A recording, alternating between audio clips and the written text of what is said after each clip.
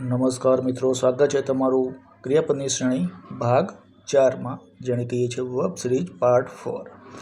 એમાં આપણું સૌથી પહેલું ક્રિયાપદ છે જાહેર કરવું, જેને અંગ્રેજીમાં કહે છે અનાઉન્સ।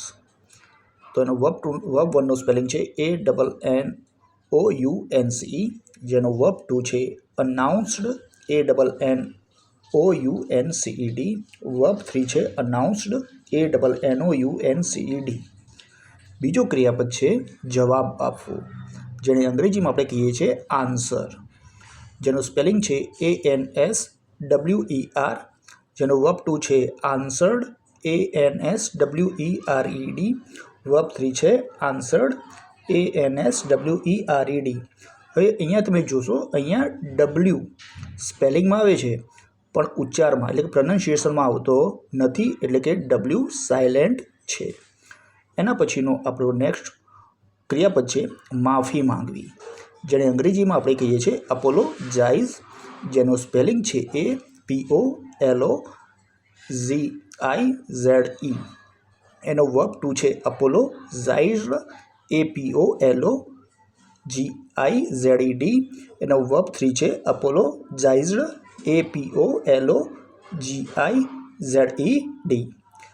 એના પછીનો ક્રિયાપદ છે વિનંતી કરવી અથવા તો અરજી કરવી, જેને અંગ્રેજીમાં આપણે કહીએ છીએ અપીલ।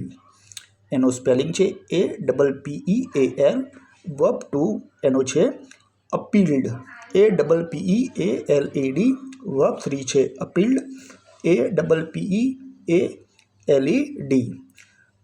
નેક્સ્ટ આપણો ક્રિયાપદ છે હાજર થવું અથવા તો દેખાવું, જેને અંગ્રેજીમાં કહીએ છીએ અપિયર, જેનો સ્પેલિંગ છે APPEAR।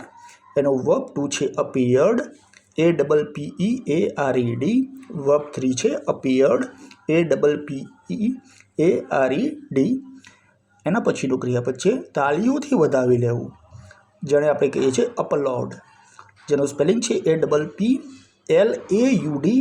વર્બ 2 છે અપલોડેડ, જેનો સ્પેલિંગ છે APPLAUDED।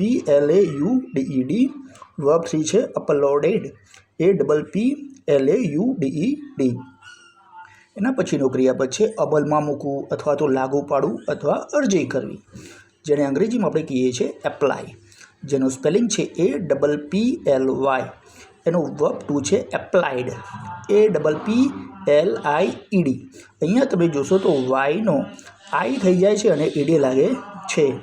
એના પછીનો એનો વર્બ 3 છે એપ્લાઇડ, APPLIED। લાસ્ટ આપણો છેલ્લો ક્રિયાપદ છે નિમણૂક કરવી, ઠરાવવું અથવા તો નક્કી કરવું, જેને અંગ્રેજીમાં કહીએ છીએ અપોઇન્ટ, જેનું સ્પેલિંગ છે APPOINT। વર્બ 2 છે અપોઇન્ટેડ, APPOINTED। વર્બ 3 છે અપોઇન્ટેડ, APPOINTED।